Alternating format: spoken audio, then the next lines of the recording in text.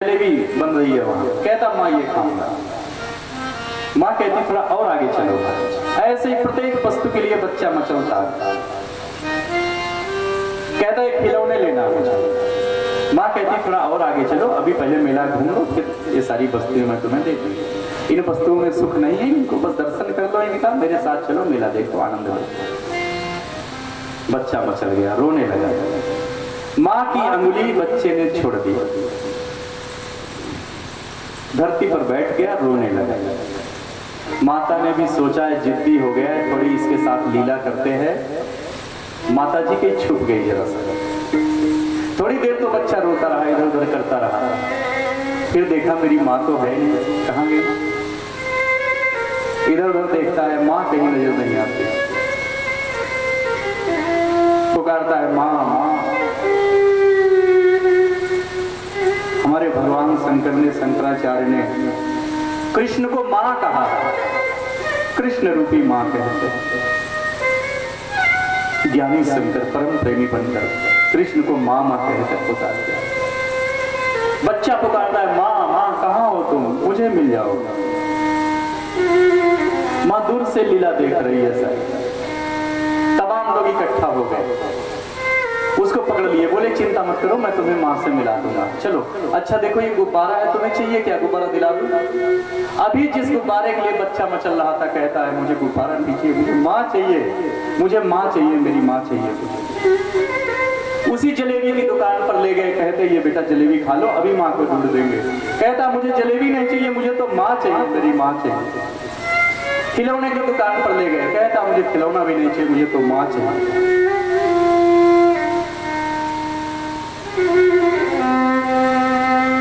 और कहते हैं वीरा व्यतीत होकर बालक रुदन करता है, आर्त स्वर में पुकारता है माँ माँ। अब माँ से रहा नहीं जाता, वो पर्दे के भीतर से निकल आती है, पीछे से निकल आती है और बच्चे को अपनी गोद में उठा लेता है, उसे अपना बना लेता है। जीव और भगवान की यही गति है। भगवान कहते मेरे साथ रहो, मुझे अपने साथ रखो,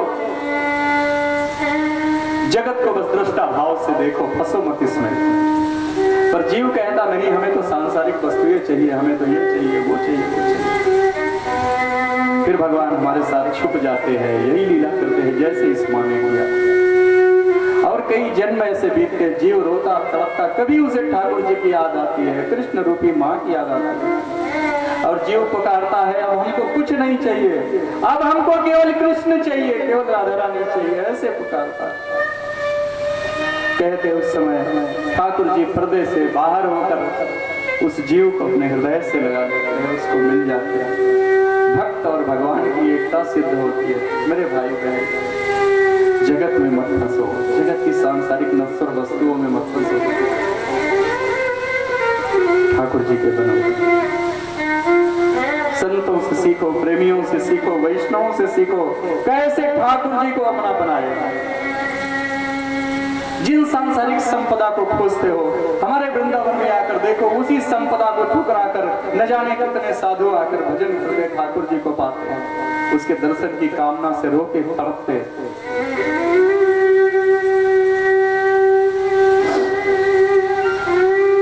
हमारे वृंदावन में प्यारे संत हुए, अभी की बात है, 1987 में उनका देह पूरा हुआ। राधा रमण बाबा, बंगाल का शरीर था, पिताजी जमींदार थे, पिताजी जमींदार थे, कलकत्ता हाई कोर्ट के वकील थे। और कहते हैं इनकी मां थी मेनका देवी।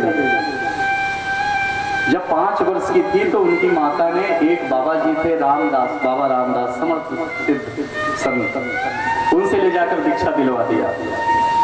दीक्षा दिया, मैया का स्वरूप देखा, बाबा बड़े राजी हुए। कहते जा लाली, जा बेटी, एक समय तेरे गर्भ से एक परम विरही संत का प्राकट्य होगा। समय आया, तीसरी संतान के रूप में हमारे बाबा राधा रमण प्रकट हुए। बचपन में ही उन्हीं बाबा रामदास ने दीक्षित किया। अध्ययन करते हैं, कलकत्ता यूनिवर्सिटी से गोल्ड मेडल प्राप्त किया उन्होंने, पढ़ाई में इतने अच्छे,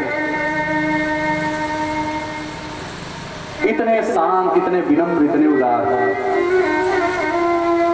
घर वाले ने सोचा कि ये विरक्त रहता है, इसकी शादी करा दे, इसका विवाह कर दे, शायद घर में मन लग जाए इसका। लोग लड़की वाले आने लगे, विवाह संबंध देखे जाने लगे। व्याकुल हो गए राधा रमण बाबा, कहते हम कहाँ चले थे और कहाँ जा रहे थे, लोग ले जाना चाहते हैं। किशोर मेरी मंजिल किशोर जा रहा है। बहुत व्याकुल हुए। एक दिन रात्रि में क्या देखते हैं,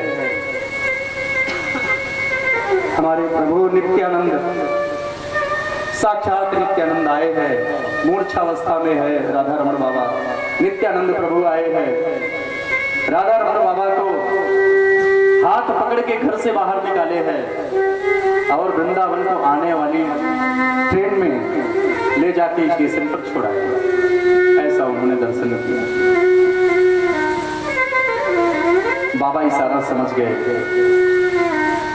इतना बड़ा घर, माँ बाप, भाई बहन, इतनी बड़ी संपत्ति, वैभव, सब कुछ छोड़कर वृंदावन आ गए।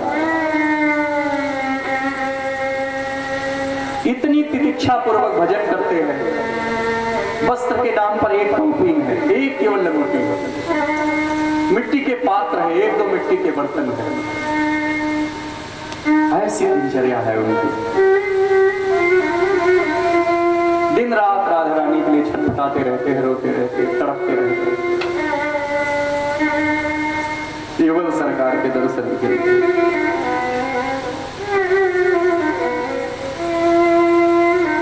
कहते हैं, तितिक्षा पूर्वक भजन करते हैं। ब्रजवासियों के घर से रोटी मांग के लाते हैं, रोटी को सुखा कर रख लेते हैं, उस रोटी को जल में गीला करते, जमुना जल में गीला करते हैं और आटे की गोली सी बनाकर पानी के साथ निकल लेते हैं। 3-3, 4-4 दिन तक मधुकरी को जाते नहीं, तितिक्ष भाव से भजन करते, ठाकुर जी को पुकारते हैं। कहते उधर रोग हो गया बाबा, अल्सर हो गया बाबा, दिनचर्या बिगड़ी ना, अब ये तो शरीर है, इसका तो पोषण करना पड़ेगा। बाबा ने शरीर का ध्यान नहीं दिया तो सो अल्सर हो गया, मरणासन्न हो गए बाबा। लोग पकड़ के घर ले गए, कलकत्ता ले गए। एक भारी अस्पताल में, बड़े अस्पताल में बाबा का इलाज चल रहा है। बाबा रोते हैं। एक दिन डॉक्टर आपस में बात कर रहे, इस मरीज का तो आखिरी समय आ गया, बस 1-2 खून की उल्टियां हुई नहीं कि एक चल बसेंगे। बाबा सुन रहे हैं। उस रात बाबा अकेले 12 बजे, 1 बजे, 12:30 बजे का समय है, अर्धरात्रि का समय है। बाबा रो रहे हैं, विरह में भरकर। कहते राधा रानी, ऐसे हमसे क्या अपराध हो गया, ऐसे हमसे क्या गलती हो गई जो हमको वृंदावन से बाहर निकाल दिया। मृत्यु का हमें दुख नहीं, मरना है सो मर जाऊंगा, कोई बात नहीं, लेकिन वृंदावन में मौत होती तो मंगलमय होती। आपके श्रीधाम में प्राण छूटते तो अच्छा रहता है। इतना विरह पड़ा, इतना विरह पड़ा, बाबा मूर्छित हो गए। और कहते उसी समय राधा रानी श्री कृष्णचंद्र सरकार के साथ आई हैं, श्री युगल आए हैं। राधा रानी ने अभय दान दिया, अभय मुद्रा में बाबा को देखा और ठाकुर जी बाबा की पेट पर हाथ रखकर फिराकर कहते हैं, कहाँ दर्द है तुम्हारे? ऐसा दर्शन किया, बाबा को विश्राम मिला। सुबह उठे तो दर्द भी गायब और रोग भी गायब। डॉक्टरों को आश्चर्य हुआ, कहते जो रोगी मरणासन्न था, पेट में ऑपरेशन करके नली डाली गई थी, उसके रास्ते से दूध दिया जाता था बाबा को जीवन के लिए। और अगले दिन बाबा भोजन मांग मांग के करने लगे। थोड़े स्वस्थ हुए, पुनः वृंदावन आए और आकर बिहार वन में, राल के निकट बिहार वन में, कदम्ब के वृक्षों के झुरमुट में राधा रानी ठाकुर जी का लीला चिंतन करते हैं, उनको पाने के लिए साधना करते हैं। ऐसे बहुत सी लीलाएं उनके साथ है। जब राधा रानी ने, ठाकुर जी ने साक्षात उनको दर्शन दिया, ऐसे संत जिनका शरीर अभी 1987 में छूटा, कितना समय बीता, ऐसे संत आज भी ऐसे अनेक संत है जो राधा रानी का साक्षात दर्शन पाते, जो कृष्ण का साक्षात दर्शन पाते, जो युगल सरकार की साक्षात सेवा में जाते हैं। ऐसे अनेकानेक संत हैं। कहते बाबा आए एक दिन, बाबा विरहावस्था में वृंदावन से बिहार वन की तरफ जा रहे थे। रास्ते में ठाकुर जी कृष्णचंद्र भील बालकों के साथ भगवान बाबा को दर्शन दिए। बाबा उस बच्चे के स्वरूप को देखकर मोहित हो गए।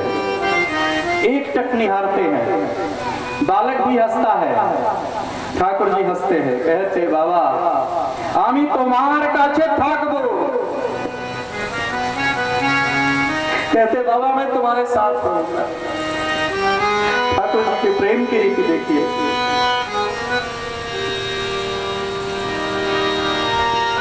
विरहावस्था में बाबा रहते हैं। एक बार जयपुर गए, वहां बड़ा भयंकर सूखा पड़ा है।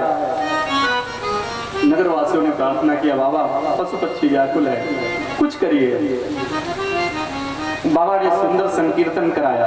बस कुछ घंटे संकीर्तन हुआ था, नाम जप हुआ था, काली काली घटाएं उमड़ी और पूरा जयपुर वर्षा जल से भर गया। चारों तरफ जल ही जल दिखता है। ऐसे बाबा की तड़प बढ़ रही, विरह बढ़ रहा। जतिपुरा के निकट साक्षात निताई गौड़ के दर्शन हुए बाबा को। और जैसे कहा, निताई गौड़ राधा कृष्ण मैं ही हूँ, एक ही। बाबा का विरह बढ़ता, सोते नहीं, नेत्रों से अश्रु बहते, अद्भुत भाव दशा प्राप्त हो गई। बार बार धरती पर गिरते, कंठ अवरुद्ध हो जाता, रोए उनके, बाबा के रोम कांटे की तरह प्रफुल्लित रहते। ऐसे बाबा की दशा है। इस समय बाबा के दो विशेष सेवक रहते थे, साथ में रहते थे, बलदेव बाबा और मुरारी लाल। एक दिन आखिरी समय, 1987 की बात है, आखिरी समय में बाबा ने बलदेव बाबा के साथ बाजार गए। ठाकुर जी का निताई गौर का एक सुंदर विग्रह लिया और बलदेव बाबा से बोले, ऐसा है आप चलो, मैं मुरारी लाल के घर से होकर फिर आऊंगा। और बाबा कहीं चले गए। मुरारी लाल और बलदेव बाबा मिलकर पूरा वृंदावन छानते हैं, खोजते हैं, बाबा कहाँ गए, बाबा कहाँ गए। 2-3 दिन कहीं खबर नहीं मिली। और चौथे दिन एक अखबार में एक घटना प्रकाशित हुई। निधि वन में राधा रानी के रंग महल के नीचे जो गुफा है, अगर आप लोग गए होंगे तो दर्शन किए होंगे, उस गुफा में दंडवत करते हुए ऐसी मुद्रा में एक साधु का मृतदेह मिला। दौड़ कर गए तो क्या देखते हैं, बाबा राधा रमण साक्षात खड़े हैं, दंडवत कर रहे हैं राधा रानी को, युगल सरकार को। और उसी दशा में सखी भाव से, मंजरी भाव से शायद श्री राधा मोहन ने, श्री राधा माधव ने अपनी से प्रेममयी सेवा में उनको ले लिया होगा, प्रेममयी सेवा में ले लिया। ये मुरारी काका हमारे, ये आज भी है, वृंदावन वास करते हैं, कुछ समय लखनऊ में भी रहते हैं, मुझ पर बहुत स्नेह करते हैं। आज भी उनसे मेरी मुलाकात है, उनसे मेरी वार्ता होती है, मुझे बहुत स्नेह करते हैं। ऐसे ऐसे संतों के चरित्र हैं। श्री वृंदावन में ठाकुर जी से प्रेम किए, ठाकुर जी के बने। आप लोग भी कृपा करिए, हम पर कृपा करके मेरे राधा माधव को अपना लीजिए, मेरे कृष्ण को अपना लीजिए, मेरी राधा रानी से प्रेम करिए। जगत का सार है राधा। राधा साध्यम साधनम यस्य राधा, मंत्रो राधा मंत्रदात्री च राधा।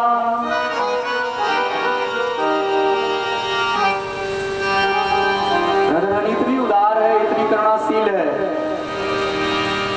थोड़े से प्रेम से, आपके थोड़े से भाव से संतुष्ट होकर अपना निज प्रेम ठाकुर जी को प्रदान कर दिया। भगवान को पाने का एक ही साधन है राधा नाम। राधा रानी के चरणों में अपने चित्त को लगाइए। कहते हैं आगे, भक्तों का चरित्र तो अद्भुत है, विशाल है। इसकी मीमांसा की जाए, चर्चा की जाए तो युगों बीत जाए महाराज, युगों बीत जाए। कथा क्रम को आगे बढ़ाते हुए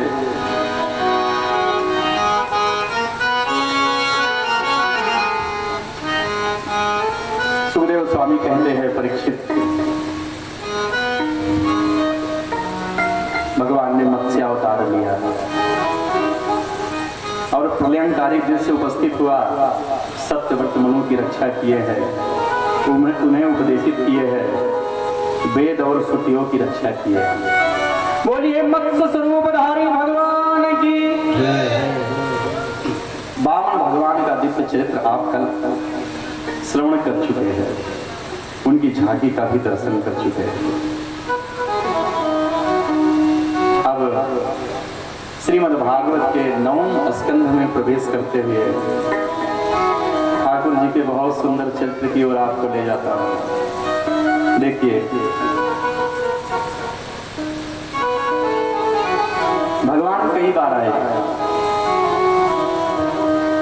पर उसमें 2 अवतार ठाकुर जी के विशिष्ट हैं, एक रामावतार, एक कृष्णावतार।